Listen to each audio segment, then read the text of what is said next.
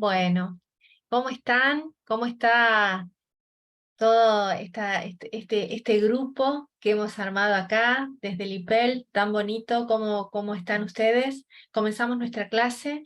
Hoy vamos a estar armando lo que falta de la clase de liderazgo, la última parte de liderazgo basado en programación neurolingüística desde el marketing político, para luego hacer el cierre general y luego la evaluación.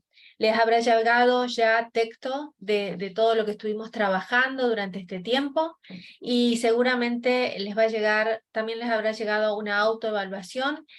Y me quería detener en eso, porque aquellos que han hecho la autoevaluación, yo siempre tengo la idea de que las personas que trabajamos y estudiamos, tenemos que tener la concentración adecuada en los momentos en que estamos en este tiempo, o sea, que no haya cosas que nos distraiga, y tratar de percibir y de captar lo mejor que podamos. Por eso yo tiendo a hacer, antes de la evaluación final, autoevaluaciones. ¿Qué significa esto? ¿Qué capté? ¿Qué realmente logré entender durante todo este tiempo, mientras que estaba haciéndose la clase, mientras que de alguna manera yo iba dictando las ideas, iba dando las ideas? ¿Qué pude captar? ¿Qué pude entender? Para mí eso es mucho más importante, porque al finalizar sí me va a quedar contenido, y después sí voy a poder estudiar, pero ya con un contenido ya de alguna manera captado, de alguna manera reactualizado, ¿sí? Esa es mi idea.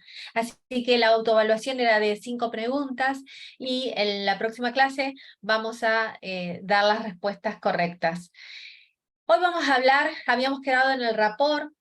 Quiero hacer un pequeño reconto para que ustedes recuerden de lo que hablamos anteriormente. Habíamos hablado que una de las cosas más importantes que teníamos los seres humanos eran las emociones, y que un líder tiene que estar atento, y sobre todo un líder político, en lo que produce con un estado interno, con un pensamiento y con un comportamiento. Habíamos hablado que los procesos internos o mentales son los que tienen que ver con el razonamiento, son los que tienen que ver con el pensamiento, son todos los procesos en donde nosotros estamos rumiando, donde nosotros estamos pensando de manera permanente, ¿no? Lo que nos vamos diciendo de forma permanente. Luego están los estados internos, que son las sensaciones, las cosas que nos producen, las cosas externas, y también nuestros propios pensamientos internos. Las conductas externas, lo visible, lo que denominamos comportamiento. Bueno, esa actitud, ese pensamiento me produjo tal situación, eso me produjo una emoción, y lógicamente eso me produce una conducta externa, ya sea de golpear el escritorio, ya sea de cerrar un portazo, ya sea de ponerme triste, ya sea de emocionarme, etc. Entonces, en ese círculo estamos permanentemente cada uno de nosotros. Entonces siempre tenemos que estar atentos cuando nos vamos a comunicar con el otro, que lo que vamos a decir va a producir, sin lugar a dudas, algún pensamiento, algún estado interno y alguna conducta externa, y que nosotros en forma permanente hacemos ese ciclo sin parar. ¿Por qué es importante esto?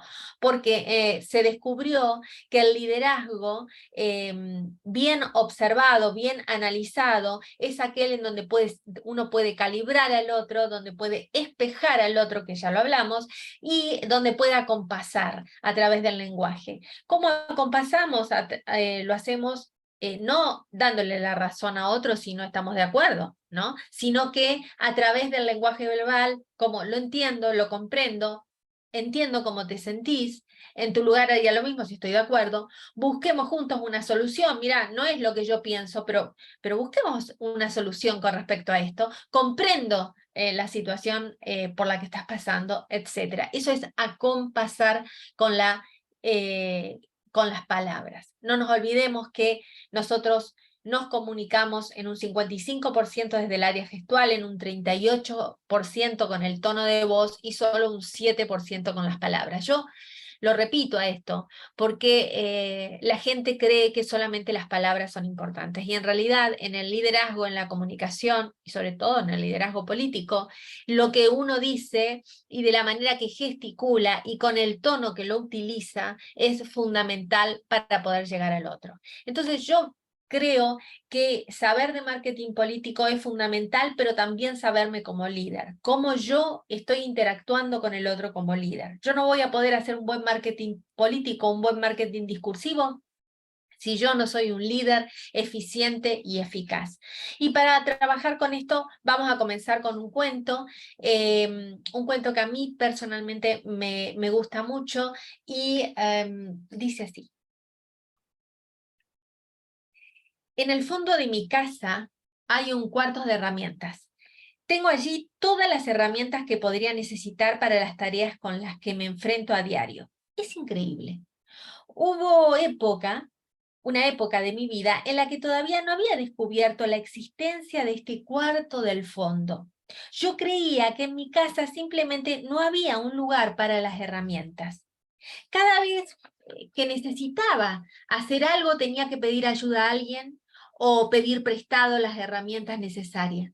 Me acuerdo perfectamente el día del descubrimiento. Yo venía pensando que debía tener siempre a mano las herramientas que más usaba y estaba dispuesto a hacerme de ellas, pero me quedé pensando que antes debía encontrarle un lugar en mi casa para poder guardarlas. Recordaba con nostalgia el cuartito de chapa del fondo de la casa de mi abuelo y tenía muy presente mi inquietud de aquel día en que llegué a casa con mi primera herramienta. Me desesperaba pensar que se me podía perder si no le encontraba un lugar. Al final, por supuesto, le había apoyado en un estante, cualquiera, y todavía recuerdo en los puños la bronca de no encontrarla cuando la necesitaba y tener que ir a buscarla a las casas de otros como si no la tuviera. Así fue que salí al fondo pensando en construir un cuartito pequeño en el rincón izquierdo del jardín. Y qué sorpresa fue encontrarme allí mismo, en el lugar donde yo creía que debía estar mi cuarto de herramientas, con una construcción bastante más grande que la que yo pensaba construir. Un cuarto que después descubrí estaba lleno de herramientas. Ese cuarto del fondo siempre había estado en ese lugar. Y de hecho, sin saber cómo, mis herramientas perdidas estaban allí perfectamente ordenadas al lado de otras extrañas que ni sabía por qué servían y algunas más que había visto usar a otros pero que nunca había aprendido a manejar. No sabía todavía lo que fui descubriendo con el tiempo, que en mi cuarto del fondo están todas las herramientas, que todas están diseñadas como por arte de magia para el tamaño de mis manos y que todas las casas tienen un cuarto similar. Claro, nadie puede saber que cuenta con este recurso si ni siquiera se enteró de que tiene el cuartito. Nadie puede usar efectivamente las herramientas más sofisticadas si nunca se dio el tiempo para aprender a manejarlas. Nadie, dice este autor, puede saberse afortunado por este regalo mágico si prefiere vivir pidiéndole al vecino sus herramientas o a disfrutar de llorar lo que dice que a su casa le falta. Desde el día del descubrimiento no he dejado de pedir ayuda cada vez que la necesité, pero la ayuda recibida siempre tiene cierto que ver con el medio necesario para que más tarde o más temprano me sorprendiera encontrándola en el fondo de mi propia herramienta y aprendiera del otro a usarla con habilidad. Los recursos internos son nuestras herramientas, ¿no? Entonces, uno puede saber o no saber que tiene estas herramientas, que yo tengo, estas herramientas de comunicación. Uno puede haberlas aprendido o no, pudo haber usado o no. Podría uno tener algunas herramientas en un mejor estado o no. Pero lo importante es entender que todos tenemos estos recursos. Entonces, el recurso de la comunicación, saber que tenemos el cuartito de herramientas en el fondo a la izquierda, es fundamental. Entonces, nos tenemos que preparar para ser líderes en donde el otro me pueda comprender y yo pueda empatizar con el otro, y yo pueda comprender con el otro. Espero que les haya gustado este cuento que a mí personalmente me gusta mucho. Y hablamos de rapport. ¿Y qué dije del rapport? Que el rapport es el proceso a través del cual se puede establecer contacto con una persona a nivel consciente e inconsciente, y es entrar en el círculo de la comunicación. También conté en un momento determinado que si estaríamos a nivel presencial, hay prácticos para hacer, en donde se le da a una persona una consigna, y esa consigna en 15 o 16 minutos, si está concentrado y empático, hace que el otro entre a nivel inconsciente en la comunicación y logre la empatía. Estos son todos trabajos que se hacen a través de la programación neurolingüística. El rapport es fundamental para crear una atmósfera de credibilidad. Si yo quiero ser un líder creíble, tengo que crear rapport. Tampoco voy a ir creando rapport en mi vida, no sé si me voy a la farmacia o al carnicero de enfrente, o sea, no. Yo voy a crear rapport con aquel que me interesa interactuar en forma cotidiana y en donde yo necesito comunicar o necesito llegar, ¿sí? Pero sí es lo que produce la atmósfera de confianza, la atmósfera de interés, la atmósfera de credibilidad. Para crear rapport hay que igualar su lenguaje corporal de forma sensible y respetuosa. Como dije, la programación neurolingüística, yo les voy a dar algunos tips, pero obviamente uno tiene que ser muy respetuoso y cuidadoso para poder aplicarlo. A todos los que trabajamos en el área de liderazgo y comunicación debemos saber programación neurolingüística. Hagan alguna capacitación al respecto, ingresen a algún lugar en donde lo puedan hacer online. Hoy hay miles de maneras, o presencial, que es ideal. El rapport es lo que crea un puente entre nosotros y el modelo del mundo de los demás. ¿Se acuerdan que habíamos hablado que cada uno vive en su propio y único modelo del mundo? Bueno, es crear ese puente entre el modelo del mundo del otro y mi modelo del mundo. Ese es el rapport. Es realmente ingresar a la comunicación a nivel consciente y a nivel inconsciente.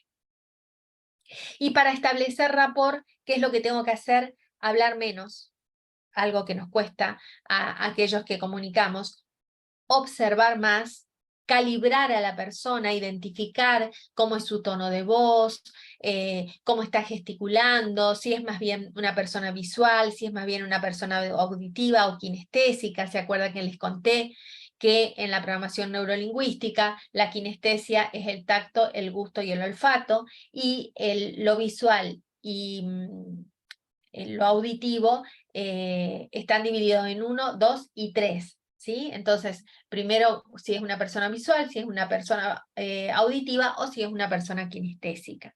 Voy a espejar a esa persona de la mejor manera posible y respetuosamente. Si es una persona que habla lento, yo no voy a hablarle más bien rápido, y si es una persona que habla rápido, bueno, voy a tratar de acelerar mi comunicación para entrar en su mundo, y después en todo caso lo llevo al mío, porque lidera aquel que tiene más flexibilidad. ¿Se acuerdan? Esa era una de las reglas de la programación neurolingüística. Entonces, así generamos rapport.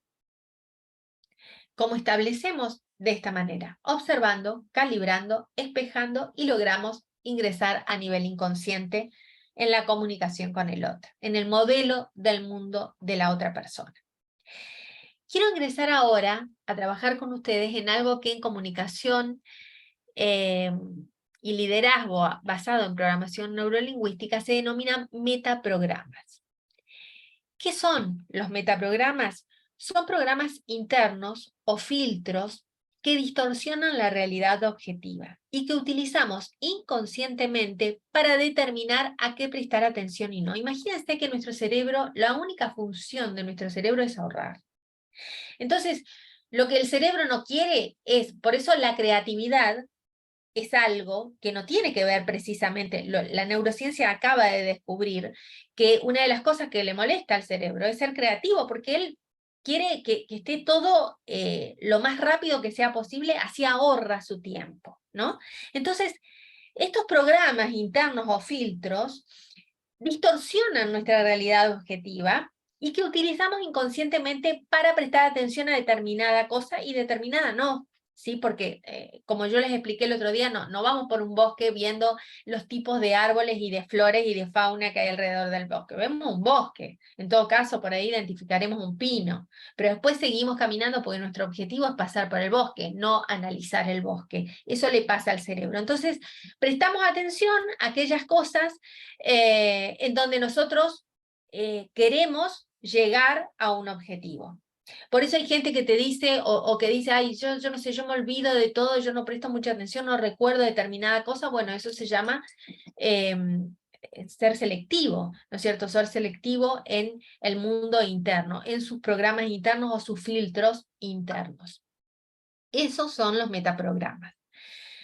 ¿Qué nos permiten? Nos permite comenzar a identificar, primero, cuáles son mis filtros de conducta, o sea, qué es yo lo que filtro, ¿no? Y también identificar a los demás para mejorar nuestro nivel de comunicación con los demás. O sea, identifico a ver cuáles son los filtros de los otros, pero también empiezo a analizarme cuáles son mis filtros. Por eso es muy importante.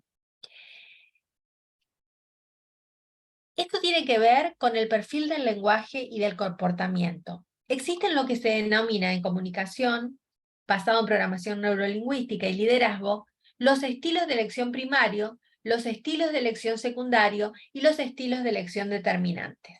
Los estilos de elección determinantes son los que se llaman o self o others. O sea, existen personas con estilos de elección determinantes. Yo quiero que mientras que yo les voy explicando, ustedes empiecen a identificarse y también, ¿por qué no?, a su grupo de trabajo, ¿no?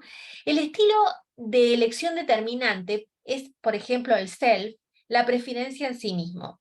¿Qué piensa una persona que es self? Si yo estoy bien, los demás están bien. Por ejemplo, yo me caracterizo por ser tengo un perfil determinante self. Si yo me siento bien, veo a mi alrededor bonito, lindo.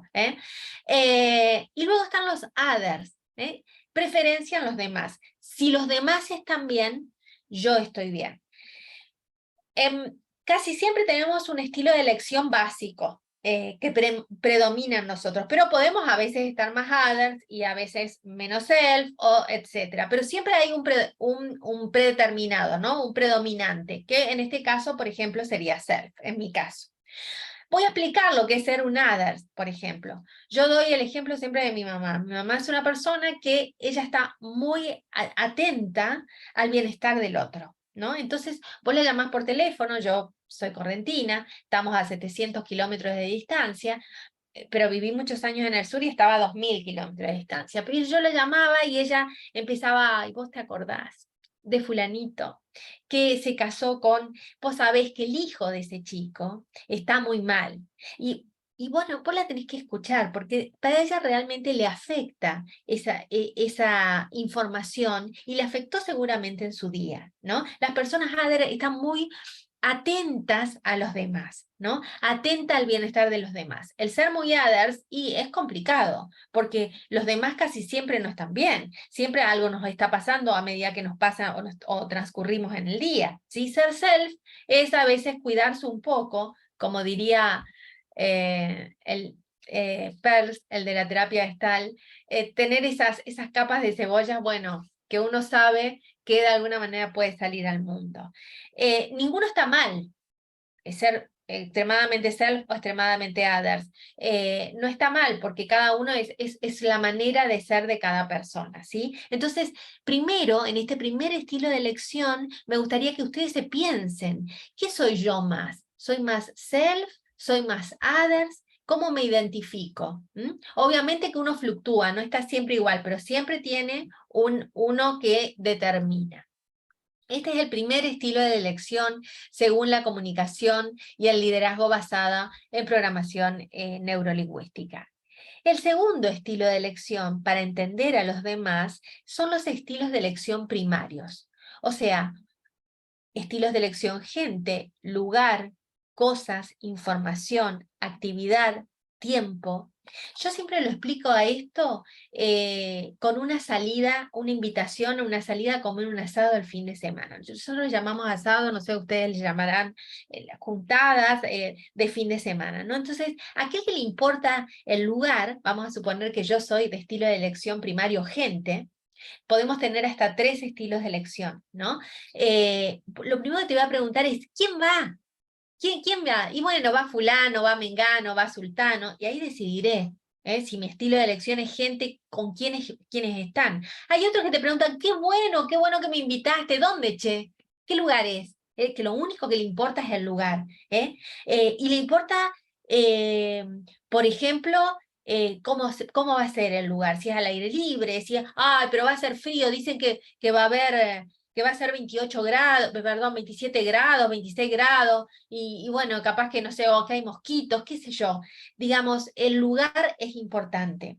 Luego está el estilo de elección primarios cosas, ¿no? En donde te va a preguntar cosas que vos ni vos lo invitaste. Ay, sí, ¿y qué llevamos? ¿Qué llevo? ¿Plato? ¿Hay plato? ¿Dónde alquilan? Y decime, pero hay todo, hay heladera, hay freezer, ¿eh? ¿Viste? Es importante identificar en tu grupo cotidiano cuál es el estilo de elección de las personas, ¿no? Luego está el de estilo de elección de información. Ay, sí, buenísimo, ¿dónde es? Pero, ¿cómo voy yendo? Por ejemplo, si me tomo, ¿qué me tengo que tomar? Si yo estoy cerca no sé, de la Transchaco, no, o estoy cerca de tal lugar, o no, estoy en Lambaré, ¿cómo hago para llegar? El de información. ¿Y a qué hora? ¿A qué hora es? Ah, perfecto. Bueno, ¿y tienen todo listo? Lo único que le importa es la información. Luego está el de estilo de elección primario, que lo único que le importa es la actividad, ¿no? Ay, qué bueno, ¿y qué va a haber después? ¿Qué hay? Va a haber alguien que va a cantar, que vamos a hacer algún partido de fútbol, alguna cosa después, las mujeres se juntan. El estilo de elección primario, actividad, es importante. Y luego va a estar el estilo de elección tiempo. Yo los estoy identificando uno a uno para que ustedes comiencen a pensar, pero en realidad podemos tener hasta 3 de cada uno de estos estilos de elección. Y está, por ejemplo, el de, ay, sí, ¿y a qué hora es? ¿Y a qué hora más o menos termina? Porque yo después del domingo tengo un montón de cosas que hacer, tengo planeado cosas con mi familia, entonces es importante. ¿Y llegan todos puntuales? Ah, pero sí, está bueno, pero que cumplan el tiempo que es, como dicen, porque la vez pasada nos reunimos, o sea, están los estilos de elección primarios, tiene que ver con gente, con lugar, con cosas, con información, con actividad y con tiempo. Entonces nos va a pasar muchas veces en que si uno no sabe el estilo de elección de las personas, puede mandar una información en donde la otra persona no le llega o no quiere ir porque tal vez tenga un estilo de lugar gente y no le guste la gente que está, porque tal vez el lugar no le gusta. Entonces, identificar en mi grupo de trabajo que todo esto, estos estilos primarios estén en conjunción, es fundamental. Entonces, comunicar bien, saber comunicar quiénes van a estar, o quiénes son los invitados, o cuántos son, en qué lugar, qué cosas va a haber que no hay necesidad de llevar nada, o si hay necesidad de llevar, cuál es la información con el mapita adjunto, qué actividad se va a hacer después y qué tiempo va a durar. Esto es algo básico dentro de nuestros estilos de elección, pero muchas veces fallamos por no estar identificando este estilo de elección. Y también pongo un ejemplo, por ejemplo, alguien que recién se casa y que tiene ella estilo de elección gente y lugar. Y él tiene estilo de elección actividad e información. Entonces él seguramente se van de luna de miel, que sé yo, a algún lugar, y a algún lugar a esquiar, vamos a suponer, y seguramente él va a querer toda la actividad, toda la información de cómo llegar, y ella tal vez qué cóctel va a haber ahí adentro, qué restaurantes hay, ¿eh? Qué gente hay, si hay alguien realmente interesante dentro del hotel con la que pueda interactuar, o alguien importante. ¿Se entiende? Entonces, los estilos de elección son fundamentales en la comunicación. Esto es muy importante identificar. Primero, entonces, el determinante, si soy self, si soy other. Después, el estilo de elección primario, gente, lugar, cosas. Me gustaría que después me pongan en mensajes qué se identificaron cada uno de ustedes.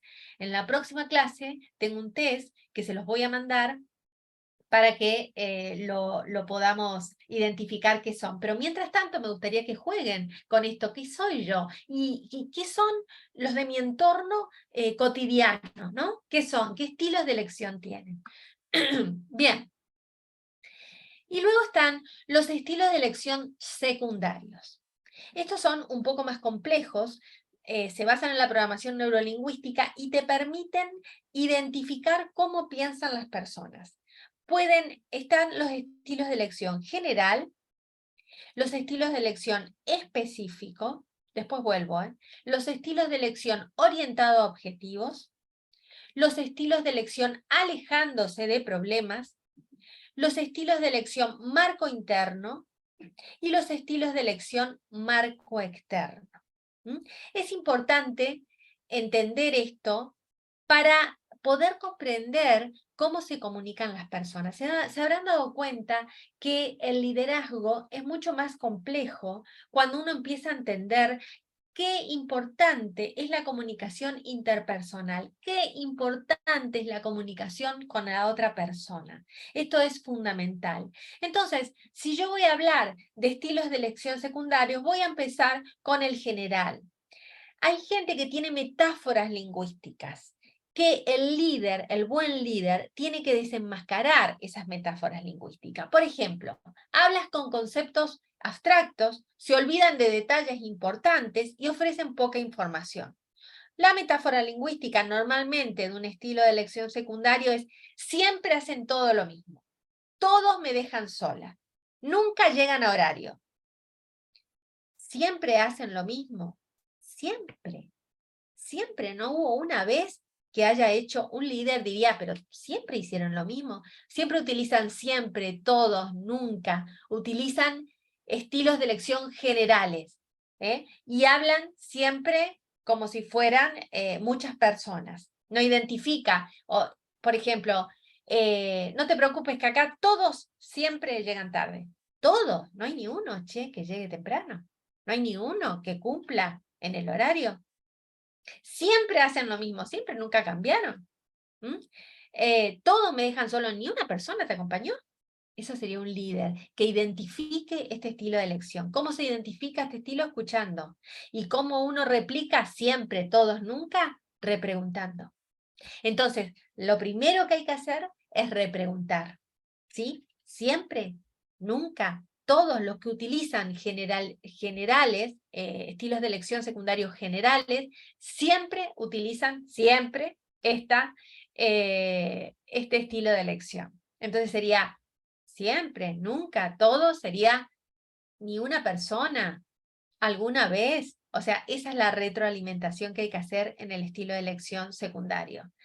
Por ejemplo, en una discusión política, en el mismo partido, siempre ustedes piensan, un buen líder diría: ¿no hubo una vez que alguien pensó diferente?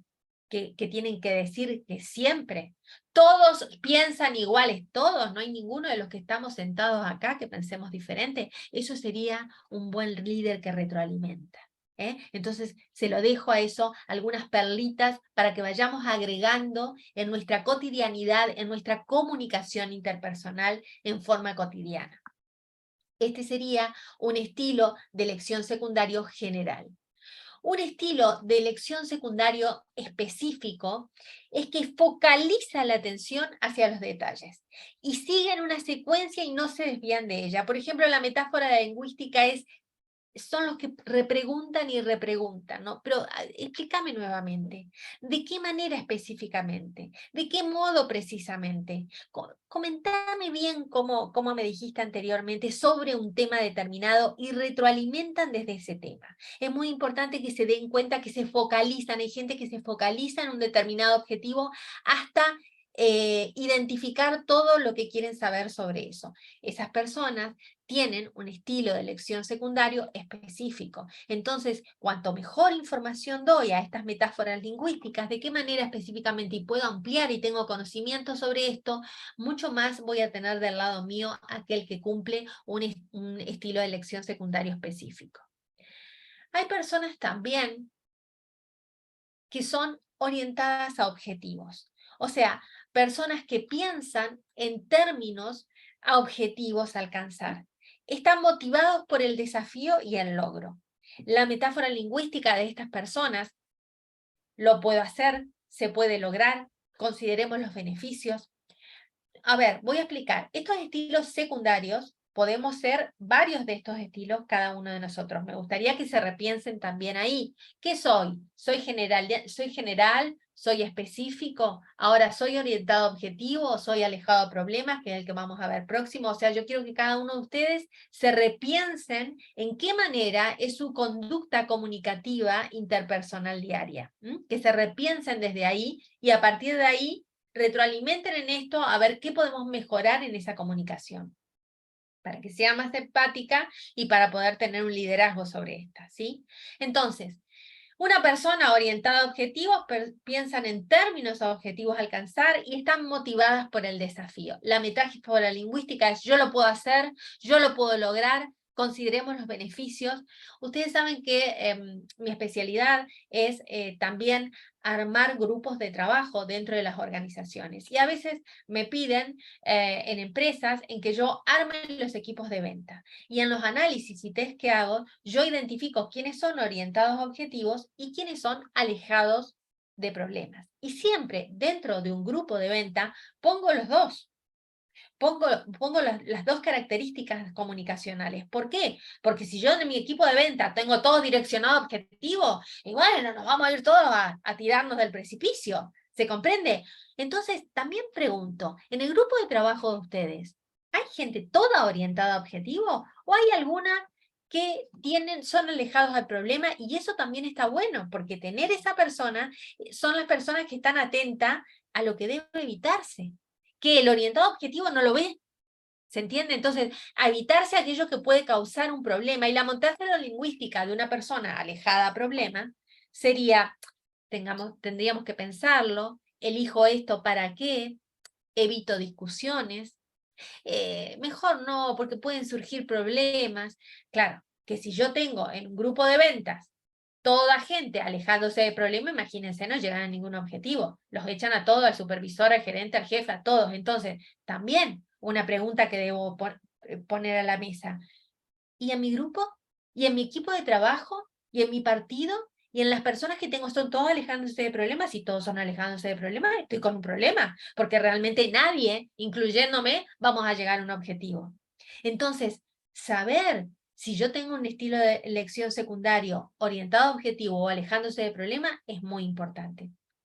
Uno de los primeros test que yo hago de análisis en mis capacitaciones es esto, para identificar el formato de grupo. Y es muy importante identificar este formato de grupo. ¿Por qué? Porque de esta manera yo voy a saber con qué elementos cuento en la comunicación. Fuera de que yo lo voy a ir de alguna manera mejorando en su comunicación a la persona, dándole herramientas, mostrándole que en el fondo, al final, en el fondo de su casa tiene las herramientas, pero muchas veces no las sabe usar. Entonces, ampliándole esto, identificás y podés de alguna manera ayudar a que los grupos sean exitosos. Ese también es mi trabajo dentro del área empresarial. Ahora, ustedes que tienen la capacidad de poder estar haciendo este curso tan importante, perdón, no es de este curso, este trabajo tan importante en esta cátedra, y que ustedes puedan identificar esto, es fundamental para después llevar a cabo en sus lugares de trabajo, en su día a día.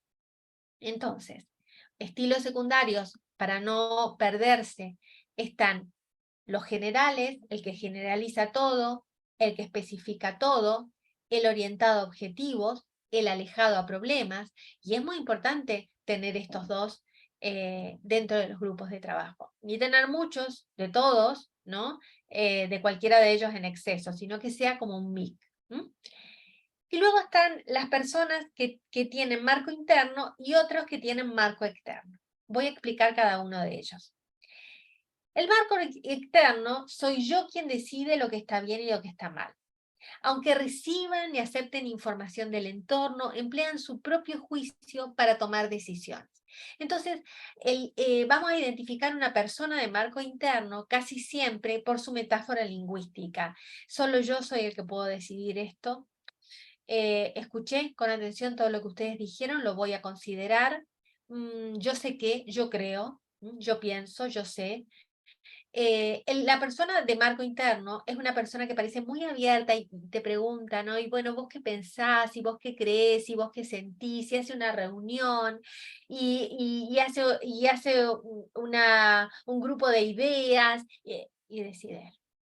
Ese es el marco interno, ¿no? Entonces vos decís, ¿para qué hablamos tanto? Tuvimos una reunión de 2 horas y este tipo al final decidió lo que él quiso, ¿no? Bueno, un marco interno es interesante en un líder tener un marco interno porque le da cierta fortaleza, porque tiene que ver con sus valores, pero cuando es extremo y no es permeable y no es flexible, entonces, bueno, ¿cómo soy yo? ¿Soy marco interno? Y después está el marco externo, ¿no? Que siempre el planteo de algún otro, de ese decide por mí. Lo que es bueno, lo que es malo, lo que es justo, lo que es divertido, lo que es aburrido, la metáfora lingüística. ¿Y ustedes qué opinan? Me dijeron que haga tal cosa. Bueno, mi médico me mandó, mi marido opina. El marco externo siempre es como que yo, es más fácil ser marco externo, porque entonces siempre como los demás opinan y como no es culpa mía, porque en realidad yo acabo de hacer todo lo que los demás lo que los demás me dijeron que haga, es como que me lavo las manos. Ser marco externo es complejo en extremo también, como el marco interno en extremo también. Por eso, plantearnos cuáles son nuestras, de alguna manera, nuestra manera de trabajar en la comunicación. Para que les sea fácil esto que les estoy diciendo a través de ejemplo, yo les voy a dar lo que soy yo en mis estilos secundarios. Yo soy general, soy orientada a objetivos, soy marco interno, ¿sí? Entonces, las metáforas lingüísticas que uso, solo yo puedo decidir, lo puedo hacer, siempre hacen lo mismo, todos me dejan sola, nunca llega horario, etc. Es importante que cada uno de nosotros identifiquemos en qué estilo secundario cada uno de nosotros contamos en la comunicación. Espero que esto les haya resultado fácil de entender, porque la metáfora lingüística que ustedes pueden escuchar a partir de ahora los puede hacer entrenar su oído de otra manera, entrenarse ustedes de otra manera como líderes y llegar a las personas de otra manera con la empatía que uno necesita. Y vamos a entrar ahora al mundo de las creencias, porque cuando uno habla de creencias, habla de todo lo que nosotros nos fueron aportando desde que nosotros nacimos. No nos damos cuenta, a veces pensamos que creemos de una manera, pero en realidad tenemos otra manera de pensar totalmente distinta. Y voy a empezar con algo que me gusta mucho, que es una frase de Lewis Carroll, una parte de su cuento, en Alicia a través del espejo, que dice Alicia, no puedo creerlo, dice Alicia. ¿No puedes? Dijo la reina en tono compasivo. Inténtalo otra vez. Respira hondo y cierra los ojos. Y Alicia se rió. Es inútil intentarlo, dijo Alicia. Uno no puede creerse cosas imposibles. Yo, dijo la reina, me atrevería a decir que no has practicado lo suficiente. Cuando yo tenía tu edad, siempre lo hacía durante media hora cada día y caramba, a veces me he creído hasta 6 cosas imposibles antes de desayunar. Las creencias son muy importantes. Nuestro cerebro no sabe qué es real y qué no es real. Ahora voy a darles un ejemplo de eso porque me parece muy importante que lo entiendan. Y las creencias, de alguna manera, ejercen una gran influencia en nuestra conducta.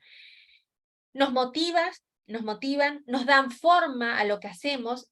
Y es difícil aprender algo sin creer que será agradable. Por ejemplo, se descubrió que si yo creo que algo no va a ser agradable, obviamente va a ser muy difícil de que yo lo pueda aprender. Las creencias son nuestros principios rectores. Y una creencia es la certeza que se tiene de una cosa o aquello en lo que uno cree. Certeza que se tiene de una cosa, eso es una creencia. Certeza que se tiene de una cosa.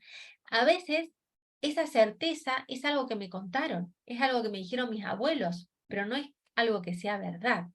Por eso la creencia es muy importante en nuestro cerebro, que si yo creo que yo soy buena en inglés, seguramente aprenderé muy rápido un idioma. Si yo creo que soy muy buena en las matemáticas, seguramente aprenderé muy rápido sobre aritmética. Si yo pienso que soy una persona que no me comunico bien con las personas, y es muy probable que tenga certeza de lo que estoy hablando. Las creencias tienen un peso muy importante en nosotros. Entonces, les pido que comencemos a entrar en el mundo de las creencias y en este mundo del cerebro. ¿Qué nos pasa a cada uno de nosotros? Que nos pensemos. Esta cátedra es no solo para aprender, sino para pensarme en qué lugar estoy yo internamente como líder, qué es lo que creo, qué es lo que pienso, para ver cómo me comunico con el otro. Existen dos tipos de creencias: las creencias limitativas y las creencias estimulantes.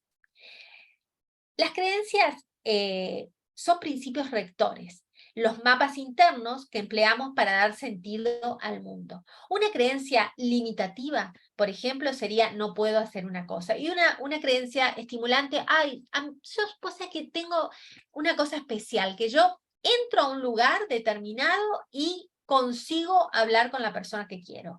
O voy al estacionamiento en tal lugar y consigo el lugar exacto siempre. Bueno, esas son creencias estimulantes, ¿no? Creencias que nos permiten estar mucho más atentos en realidad y encontrar los lugares que corresponden. Y luego están las creencias limitativas, que son aquellas que nos coartan porque nos creemos incapaces o porque nos creemos con baja autoestima. Por eso la creencia tiene mucho que ver con la autoestima. El trabajo de la creencia y autoestima es muy importante en la comunicación. Las creencias, entonces, como dije anteriormente, son principios rectores.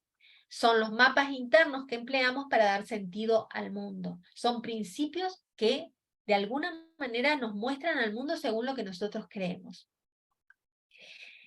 Las creencias vienen de varias fuentes: de la educación, de los traumas que hemos tenido en el pasado, de las experiencias repetitivas que hemos tenido. Entonces, si yo, no sé, tengo miedo a manejar y 4 veces choqué, esa experiencia repetitiva va a hacer que yo tenga seguramente una creencia limitante, hasta que yo pueda soltar, ¿no? Las creencias tienen mucho que ver con el ámbito cotidiano. Construimos creencia de forma permanente y tienen mucho que ver en nuestra niñez, mucho que ver lo que escuchamos, lo que nos decían nuestros padres, nuestros maestros, nuestros profesores, y lo que nosotros captamos de ellos, porque hay grandes ejemplos de que le han dicho, no sé, a Edison, que no podía terminar la escuela, que tenía algún problema, ¿no? Y seguramente no los escuchó, y qué suerte que solamente la madre lo escuchó. Pero ¿cuántos de nosotros tal vez escuchamos cosas que nos dijeron y creímos que eso fue real? Y para que ustedes entiendan esto, quiero hacer un trabajo práctico con ustedes ahora en este momento, y voy a necesitar de su imaginación y de su concentración. O sea, que si están escuchando varias cosas a la vez no lo van a poder hacer, pero si me están prestando atención van a poder identificar que el cerebro no identifica lo real de lo imaginario. Y en este momento quiero que cada uno de ustedes se imaginen de que frente a mí hay un bol lleno de limones amarillos con un aroma excepcional que están frente a mí. Yo toco esos limones rugosos, los huelo y siento el aroma de ese limón. Tomo un cuchillo, lo corto por la mitad y vuelvo a sentir ese aroma. Miro la mitad del limón exquisitamente abierto, lo abro, lo aprieto y lo tiro en mi boca.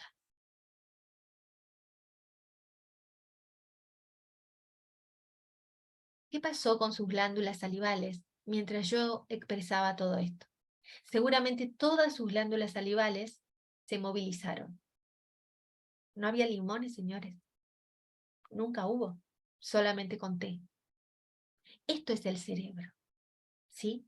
Entonces, muchísimo cuidado con las creencias. Muchísimo cuidado con lo que creo sobre mí. con lo que creen de mí. Muchísimo cuidado. Entonces, las creencias vienen de varias fuentes, de la educación, como dije, de los traumas del pasado, de las experiencias repetitivas. Cuando creemos algo, actuamos como si fuera verdad. Recién actuamos como si de verdad existía esos limones. Y si alguien hizo el ejemplo, como realmente, me gustaría que después me lo pongan abajo así, yo siempre leo lo que ponen los alumnos y si fueron captando este mensaje de la cátedra de hoy. Porque me parece muy, muy importante. Cuando creemos en algo, actuamos como si fuera verdad. ¿Y cómo se instala una creencia? ¿Cómo instalamos en nuestro cerebro una creencia? Cuando nos desarrollamos en el mundo desde chicos, filtramos lo que vemos, lo que escuchamos y lo que sentimos hacia nuestra memoria y hacia nuestro inconsciente. Y comprobamos que en realidad sucede y lo convertimos en una creencia. Hay creencias que dejamos de tener por naturaleza, ya no creo que si salimos al patio, acá cómo se llamará, allá se llama el hombre de la bolsa, no nos dejaban salir al mediodía porque todos dormíamos la siesta.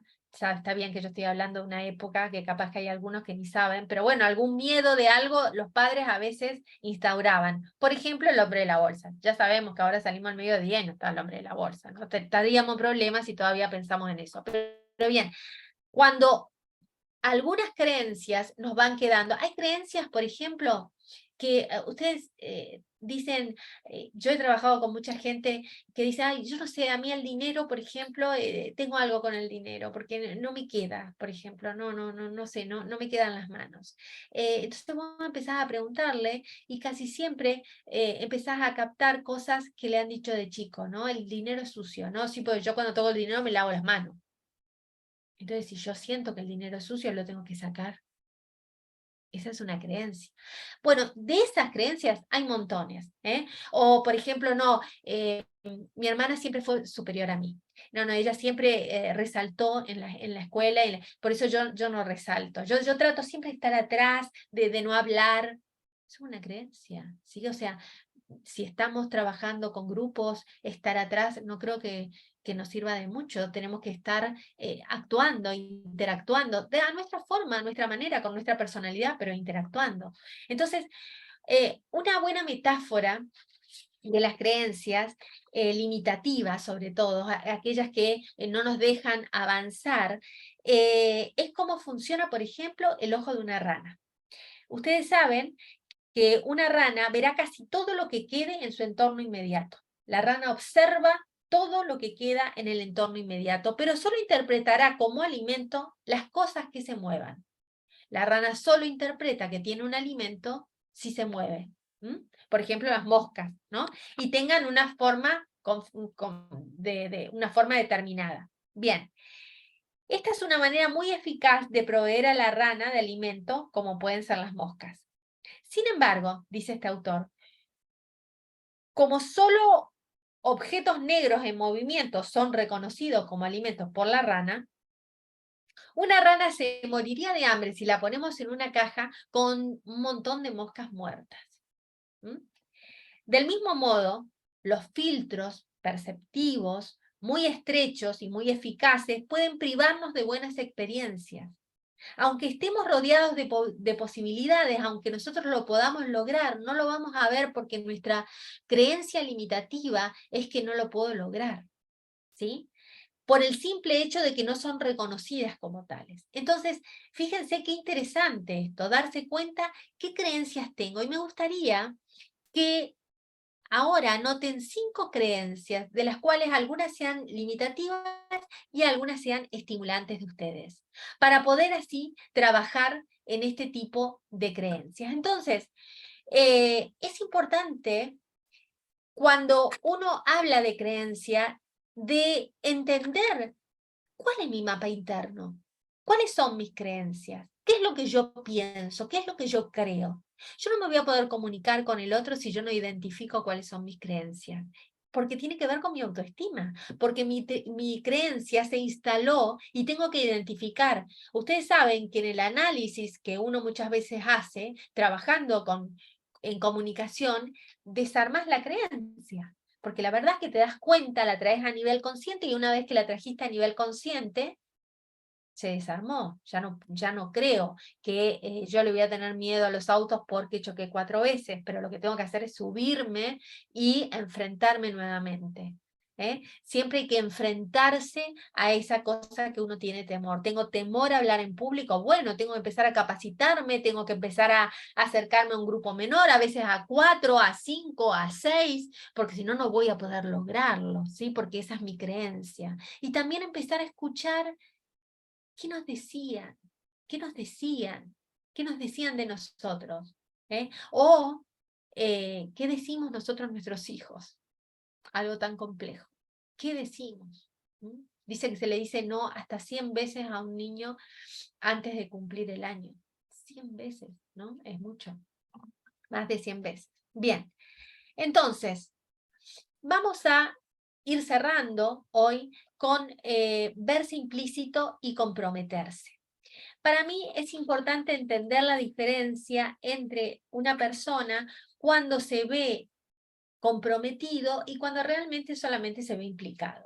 ¿Y por qué quiero hablar de esto? Porque en política hay mucha gente implicada y muy poca gente comprometida.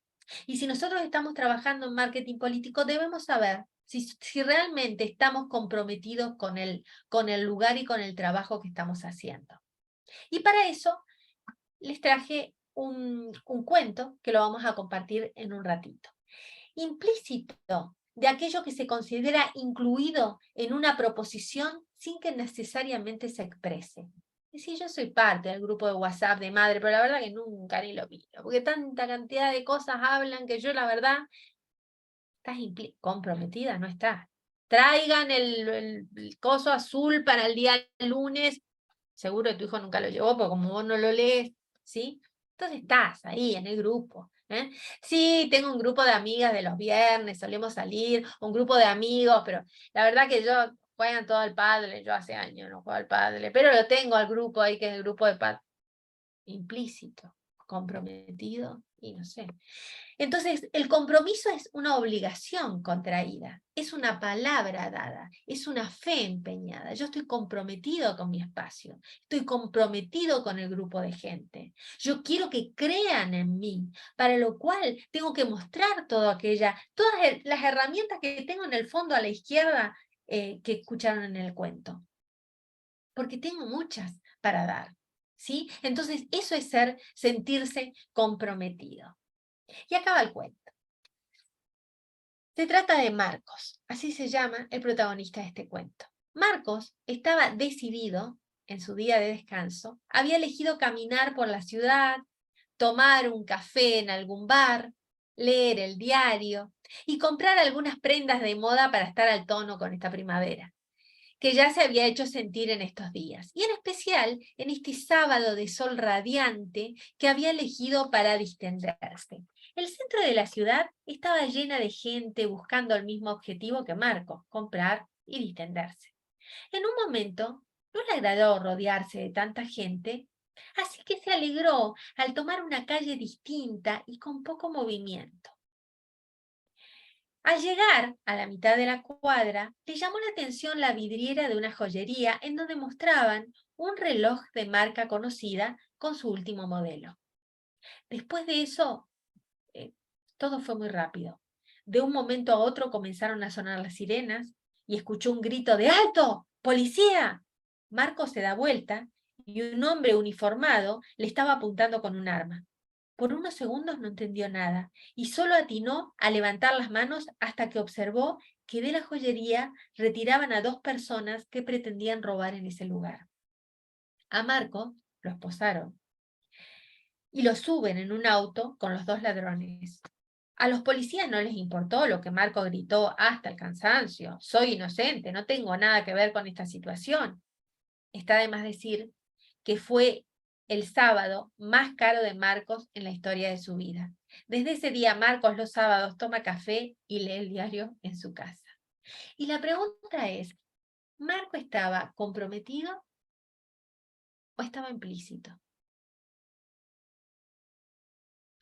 Esta es la pregunta que debemos hacernos, cada uno de nosotros. ¿Yo estoy comprometido o estoy implícito en el lugar en el que estoy desarrollándome? ¿Mi equipo está comprometido o está implícito? Cuéntenle la historia de Marcos y pregúntenle en qué parte están. Es tan importante identificar cómo nos comunicamos con el otro, de qué manera lideramos la comunicación, de qué forma llegamos a cada una de las personas.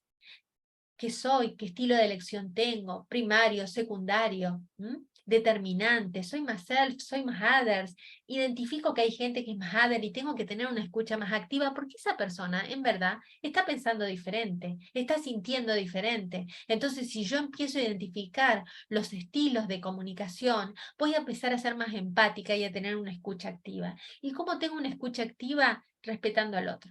¿Saben?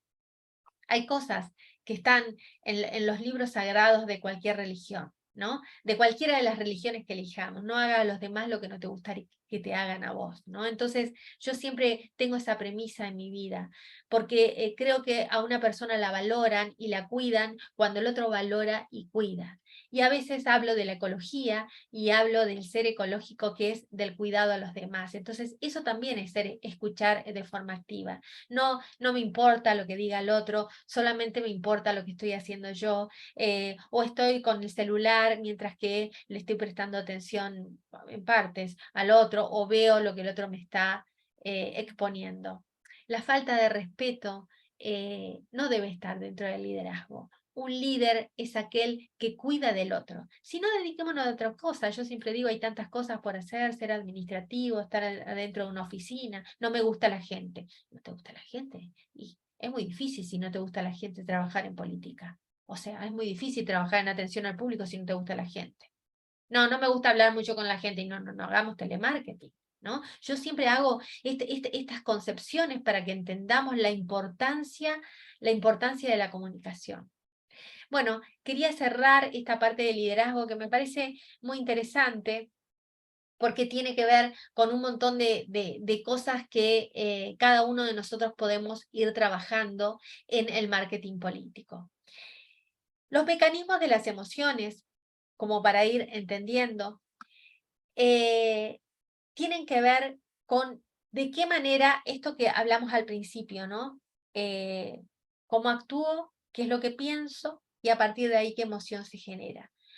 Aristóteles decía que cualquiera puede ponerse furioso, porque eso en realidad es muy fácil, decía él, pero estar furioso con la persona correcta, en la intensidad correcta, en el momento correcto y de la forma correcta, wow, eso sí, que es muy difícil. Y casi siempre nos ponemos furiosos con el que el hilo se corta por lo más fino, ¿no? Con el que menos tendríamos que ponernos furiosos. Llegamos a casa y no lo aguantamos a nuestro niño porque ya estamos muy agotados, pero en realidad tendríamos que haber hecho un parate en algún momento o decir qué cosas no nos gustaron a las personas con las que estamos trabajando.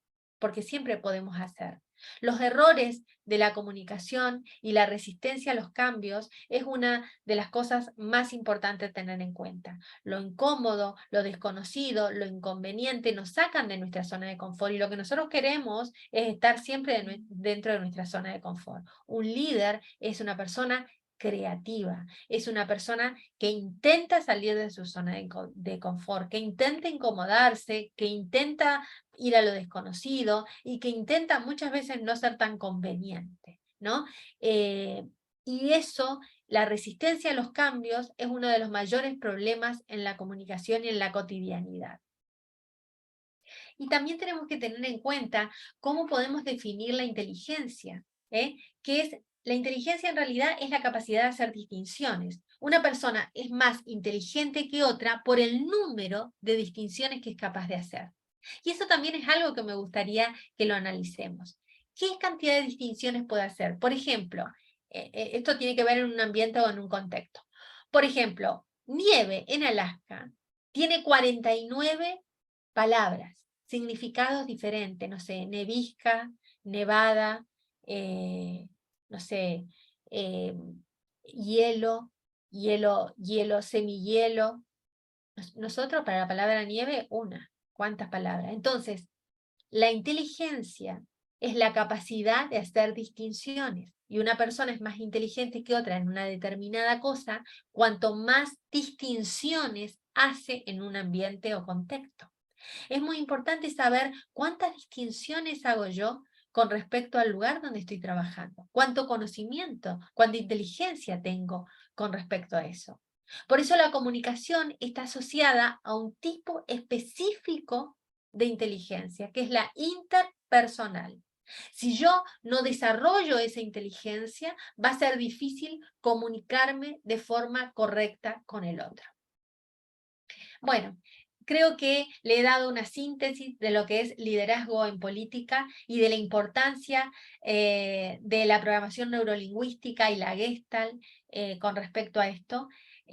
Creo que pudieron, si estuvieron atentos a la clase, pudieron sacar algunas cosas importantes de estar implícito, de estar comprometido, de poder identificar sus estilos, de poder identificar los estilos en el tipo de trabajo. Bueno, espero que les haya gustado. De esto van a recibir el texto, por supuesto. Y bueno, nos estamos viendo en la próxima clase. Espero que realmente puedan sacarle beneficio a todo lo que estuvimos trabajando en el día de hoy. Les agradezco a todos ustedes por su tiempo y nos vemos en la próxima.